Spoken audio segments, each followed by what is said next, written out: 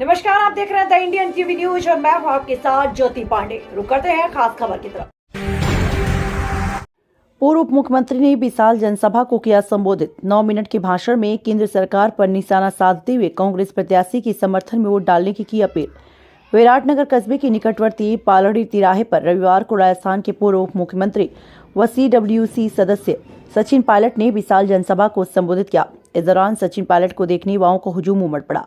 Sachin Pilot helicopter से पालड़ी पहुंचे, जहां डीजे की धुन में रोड शो करते हुए कार्यक्रम स्थल पहुंचे। कार्यक्रम आयोजन के अंतर्गत 51 किलो की माला पहनकर पायलट का भव्य स्वागत किया। इस दौरान पायलट ने 9 मिनट के भाषण में केंद्र सरकार पर जमकर निशाना साधते हुए कांग्रेस प्रत्याशी इंदिरा गुज्जर को वोट देने की अपील की। इस दौरान कांग्रेस सरकार पर निशाना साधते हुए कहा, बीजेपी वह पार्टी है जिन्होंने किसानों के लिए 3 काले कानून बनाए।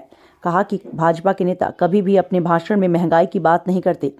आज महंगाई इस कदर बढ़ गई कि जिसकी कोई सीमा नहीं। भाजपा नेता केवल जात पात, धर्म आदि, मंदिर और मस्जिद के बारे में बात बोलते हैं।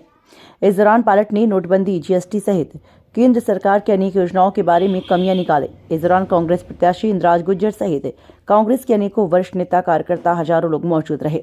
कैलाश चंद्रारे की रिपोर्ट। आज अगर इस किसान के बेटे का गला कटा तो दोबारा आपके परिवार से कोई किसान का बेटा आगे बढ़ने की कोशिश नहीं करेगा।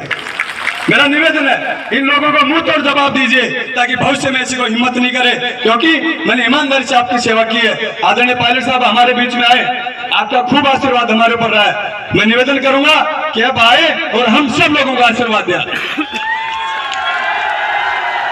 पायलट साहब के लिए पगड़ी पहनाएंगे, राजस्थानी परंपरा में पगड़ी बांधकर स्वागत किया जाता है। MLA साहब, पायलट साहब पगड़ी बांधे, सभी तालियां बजाएं जोरदार।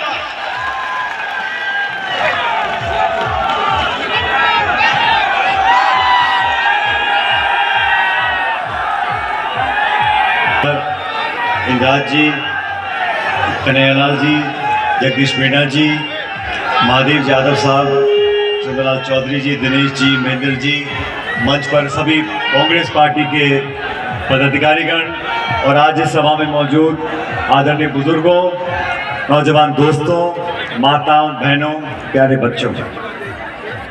राजस्थान में चुनाव 25 तारीख को होगा और आप सबको अगले 5 साल तक राजस्थान की दिशा और दशा तय करनी है। अपने 5 साल का भविष्य का निर्णय आपको करना है। अभी आपने इंदिरा जी की बातों को सुना, मैं भी आपके बीच में 2-3 बात रखना चाहता हूं। और पिछले 30-40 सालों में सरकार भी या तो कांग्रेस की बनती है, बीजेपी की बनती है। मसला ये है कि आपको दोनों पार्टियों में से एक चुनना है, क्योंकि उम्मीदवार तो पार्टी खड़ा करती है।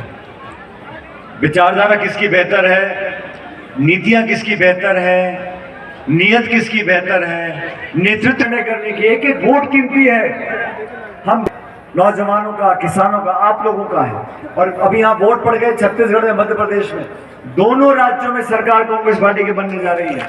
और राजस्थान, मुझे लगता है कि यहाँ पर हम लोग भारी बहुमत से जीतेंगे, आसपास के क्षेत्र में जीतेंगे और आपके आशीर्वाद से टोंक से भी हम अच्छे बहुमत से जीत कर आएंगे।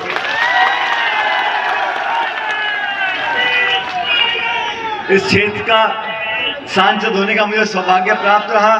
आज मंच पर सामने बहुत से नए पुराने चेहरे देखकर बहुत खुशी हुई। जो अपनापन, जो प्यार, जो मोहब्बत, जो आशीर्वाद और प्यार प्रेम आप लोगों ने रखा दशकों से, ये कोई एक चुनाव की बात नहीं है, ये कोई सत्ता विपक्ष की बात नहीं है, हार जीत की बात नहीं है। ये जो संबंध बने हैं ये बहुत मेहनत से, त्याग से, तपस्या से बनते हैं और संबंध 2 तरफ से बनते हैं। आप और हमने मिलकर संबंध बनाए हैं। मुझे पूरा विश्वास है कि इंदिरा जी के काम पर और कांग्रेस पार्टी की बात पर, हमेशा कहते थे सुनो, जात पे ना पात पे मोहर लगे। आपस में जब 150 बर्तन होते हैं रसोई में तो चम्मच कटोरी बच जाती है कभी कभी। तो सबको भूलना पड़ेगा, हमें व्यापक सोच रखनी है, लंबा सोच के काम करना है और एक एक वोट कीमती है। कृपया करके वोट जाहिर मत करो, वोट खराब मत करो। 36 कौम के लोग, और मैं तो कहता हूं जो किसान खेती करता है वो किसी जाति बिरादरी धर्म का हो, रावत हो, राजपूत हो, ब्राह्मण हो, गुजर हो, मीणा हो, मुसलमान हो, हिंदू हो, अगर वो खेती करता है, किसानी करेगा, वो किसान है। और जिसकी उम्र कम है, जिसके पास सपने हैं, वो नौजवान है, वो सबको साथ लेकर चलेगा, बड़ी सोच के साथ चलेगा। इसलिए कांग्रेस पार्टी ने, सोनिया जी ने, राहुल जी ने, खड़गे जी ने बहुत सोच समझकर एक बार दोबारा इंदिरा जी को आपके हवाले किया है। अब आप लोगों से कहना चाहता हूं, आज के बाद 25 तक आप सब लोगों को ये चुनाव लड़ना है, लड़वाना है और जीतना है।